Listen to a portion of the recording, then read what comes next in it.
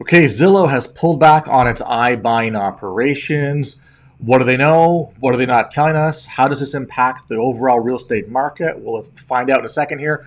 Welcome to Housing Bubble 2.0 News of the Week, or as I like to call it, another episode of As the Housing Market Turns, Burns, Crashes, or Does Nothing. Who knows? All right. Randy Patrick here, putting the realism back in real estate. Yeah, it's been a while since my video, just really busy. And as I say, things are actually happening right now. Stuff I talked about, starting a couple of years ago, starting to come to fruition. So I am exceptionally busy. And that's why I'm doing less and less videos and more in the field work, getting short sales and doing stuff that makes sense, I guess you could say, for the market. So, but first of all, if you would like to look at what's going on in your own neck of the woods, your own backyard, your own market, go to gethousingdata.com. That's gethousingdata.com. It's my partnership with foreclosures.com, and what that really is it shows you it's the number one listing source for distressed properties across the country.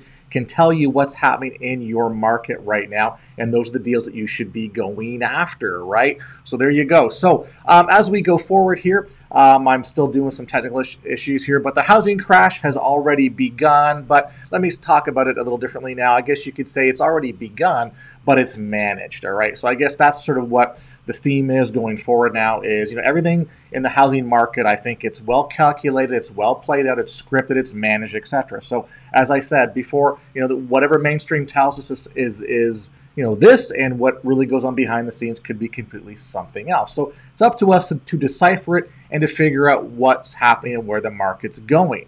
I have an announcement to make here, by the way.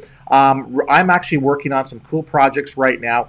They are what I would call the build to rent concept, and then just build to flip. So if you want information on that and want to invest in those type of properties or projects, anything from single family homes to duplex to multi, give me a shout. All right.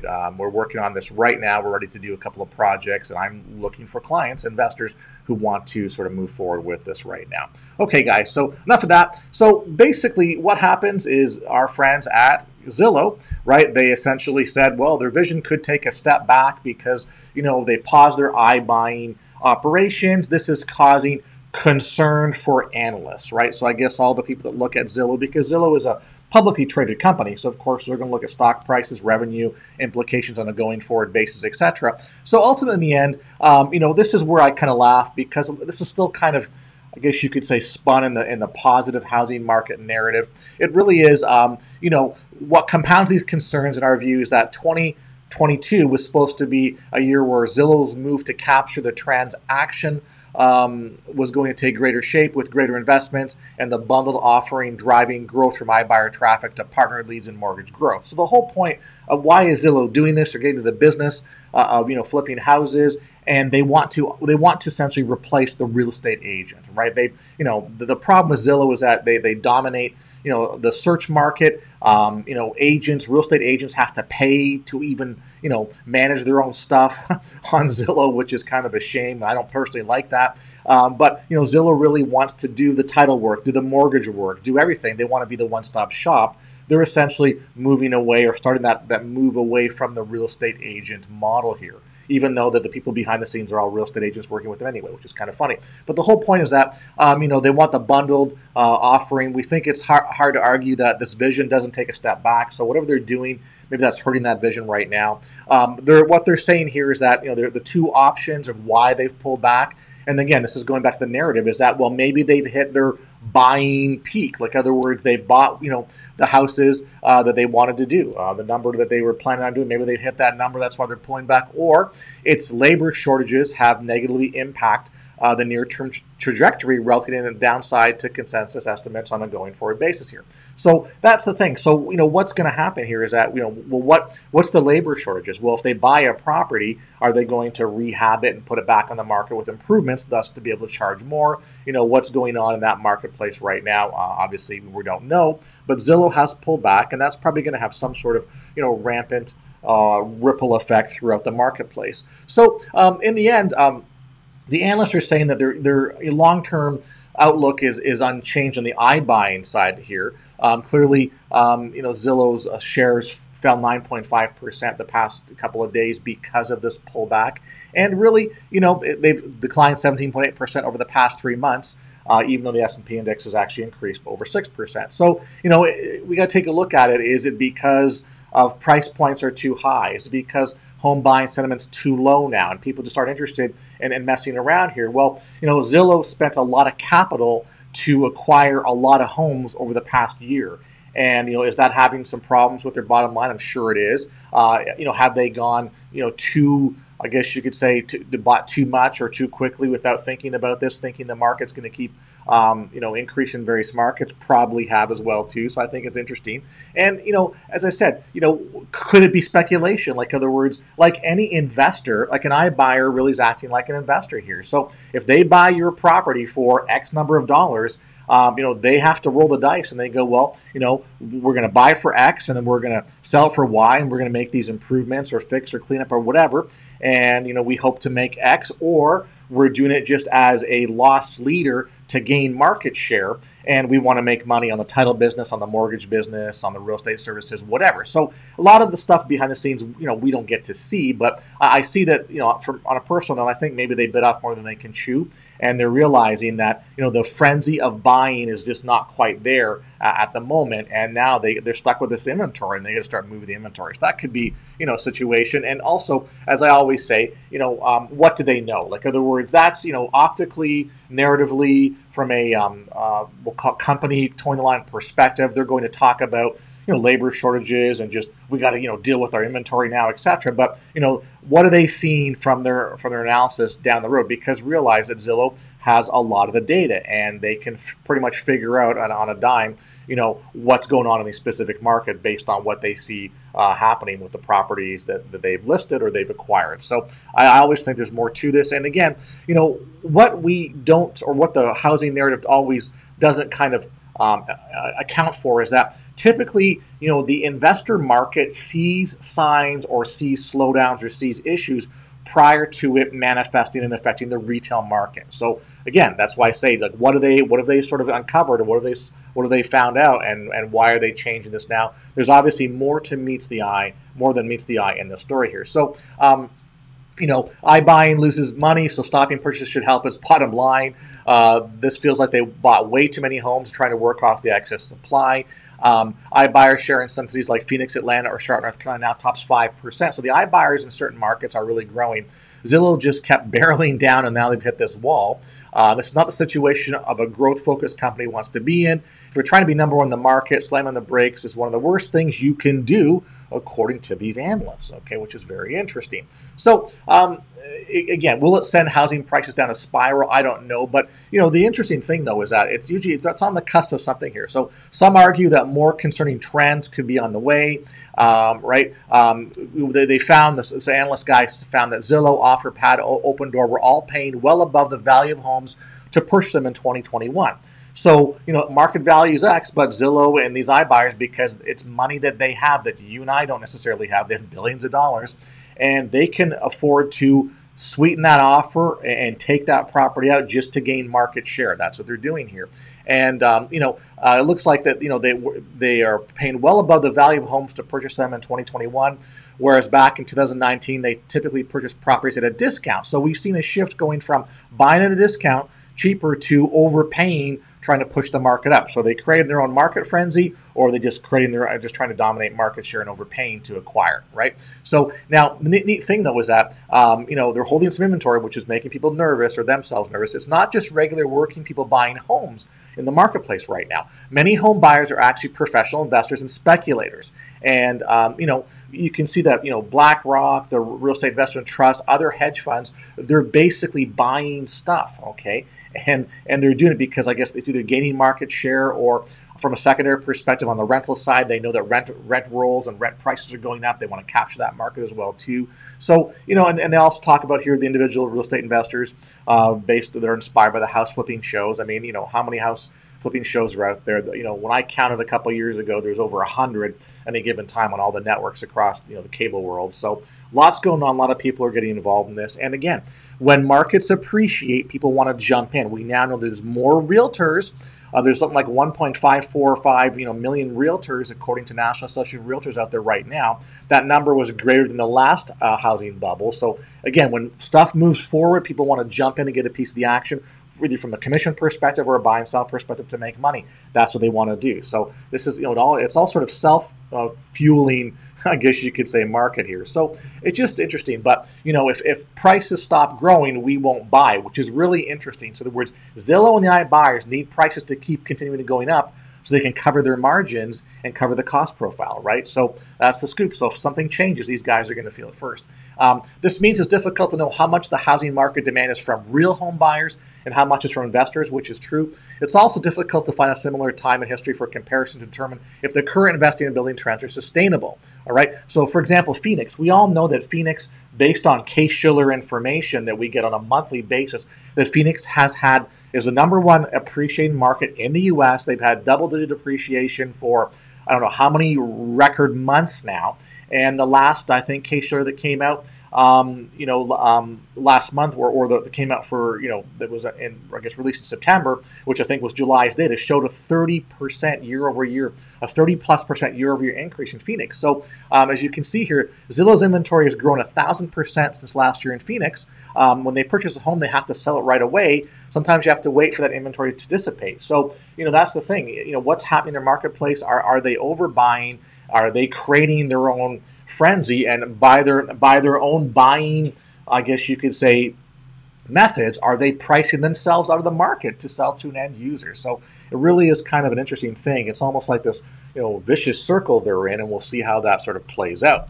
Okay, so Zillow's got its own issues going on. Will other iBuyers face the same issue? I'm not too sure. But hey guys, if you're not already subscribed to my channel, if you could do me the great favor and honor and help my channel grow and smash that subscribe button, really appreciate that. And also, if you think you're a subscriber, could you just double check and smash it again as well? Because YouTube drops subscribers all the time. I've been plateauing for a number of months, almost a year now, with really no growth, and I know that things are actually increasing out there. So anyway, please subscribe. I would really appreciate that. Thank you very much. All right, moving forward here, what are we going to talk about? We're going to talk a little bit more of this. This came out from Mishtalk. Investors rush to buy nearly 1 in 4 homes. So as we can see here, that the share of homes, that are, I guess you could say, going to investors are increasing significantly. So whether they are large investors like the iBuyers, or the America Home for Rent, or BlackRock, or those type of massive hedge funds, whether they're medium-sized investors, people who are, groups that have, 100 homes, whatever, or whether they're small investors, the mom, pa group, etc., which is the largest group anyway, from a perspective. But you can see it's almost 25%, according to this data that came in June. So you can see that, it was increasing. It took a dip during COVID, but it's come back with a vengeance now. And, why are investors working through this? Well, obviously, demographics are changing.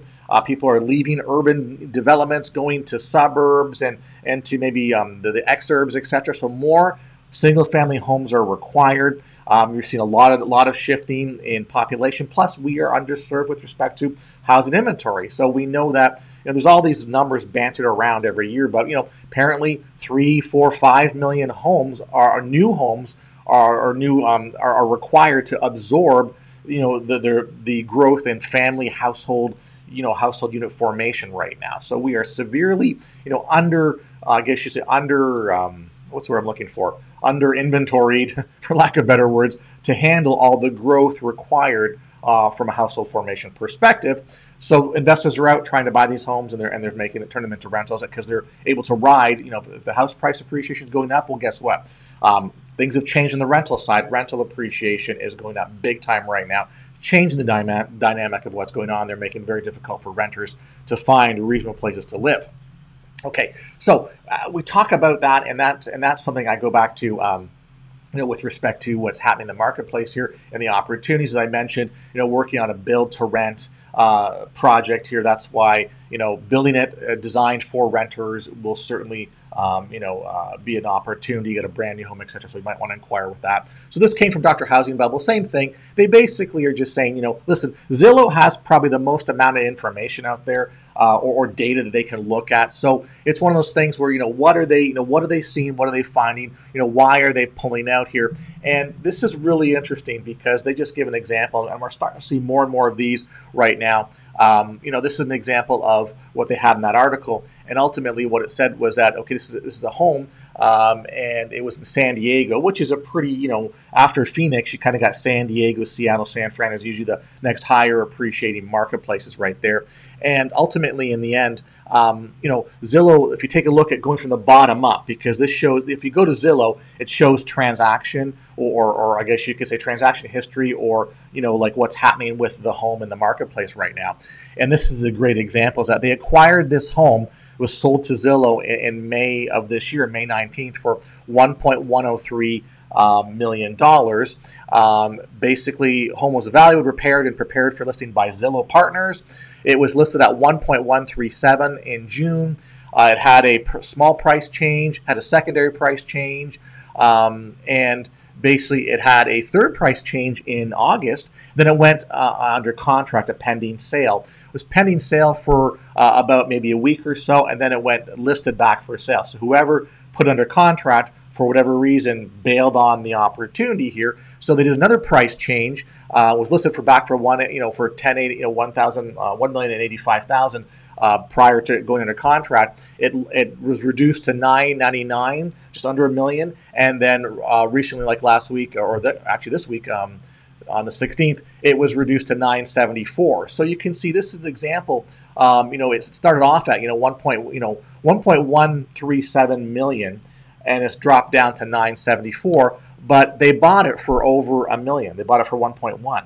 So you kind of go, well, any investor, if it's people like us, just average everyday people that are investing, you've just lost, what have you lost? You've lost, $100,000 basically, right? A little more than $100,000. So that's not a really good scene at this point in time. So just, that's why they've got problems here, clearly.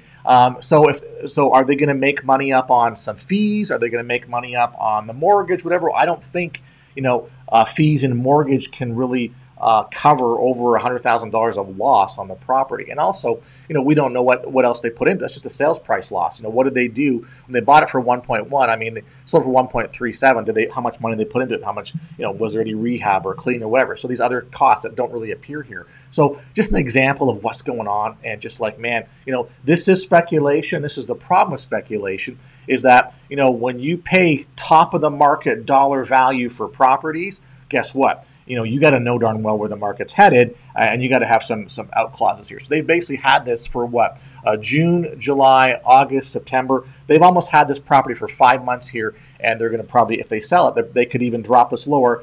How much are they going to lose? They're going to lose a lot of money on this, and that's just from face value, let alone what are the costs they had in it. So this is an example of why I guess it's difficult to be an iBuyer. And are they buying the market? Are they buying market share, or is this truly, a loss leader? Like, we just don't know at this point in time. But that's, again, we take a look at why are they stopping their iBuying. Well, that's a perfect example right there. I've seen other examples as well too of where they bought and they've listed and they haven't sold it, and they've dropped, and now it's below acquisition price. So that's really going to hurt them. So as I said, the shift has already started. Why is the shift started? Well, because I have seen increase in foreclosure auctions. I've seen an increase in foreclosure activity. I've seen an increase in foreclosure filing. So that's not really being talked about right now in mainstream media because, number one, there's a lot of other things going on in the market, in the world, in the economy that is certainly taking up, I'll call it brain space, space in our heads that we're sort of looking at and concerned about.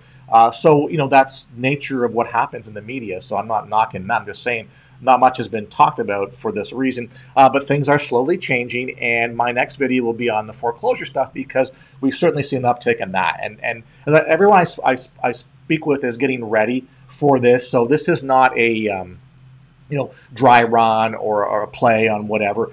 I can tell you that the amount of information I get on a daily basis, the amount of solicitation I get, the amount of groups that are, okay, I want to do this, I want to do that, or we expect this, we expect that, get ready for the downturn, etc. It's increasing, all right?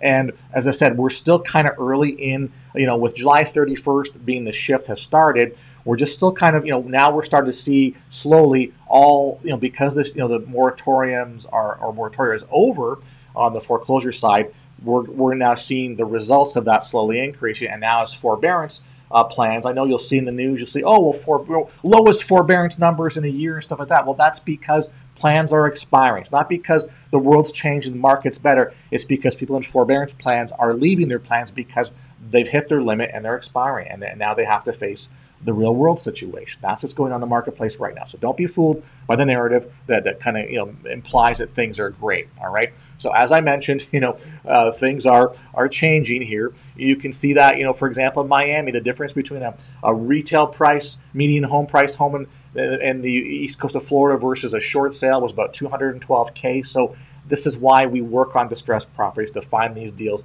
and have these either cost savings or income opportunities, depending on how you look at it and what you're looking for. So that is the scoop. So again, having said that, things are changing. So keep on top of this, get involved, reach out to me if you'd like. I'm really trying to get back into communicating more with people, and just because things are happening now. So again, the shift has started. If there's no denying it right now, I think it's just going to take time before mainstream media picks up on this when they have a chance, if they even want to do this. But again, one of my first slides was, housing crash just started, but it's managed. So let's realize this. Everybody's going to fight this tooth and nail to make sure that we don't think it's actually happening. All right. That's part of the game plan here, guys. So anyway, if you want to know how to get involved in the distressed housing market, drop me a line. That's my email. I'll hook up with you. Once again, thanks for the views, likes, comments. Please share the video with your family and friends. If you're not a subscriber, please subscribe.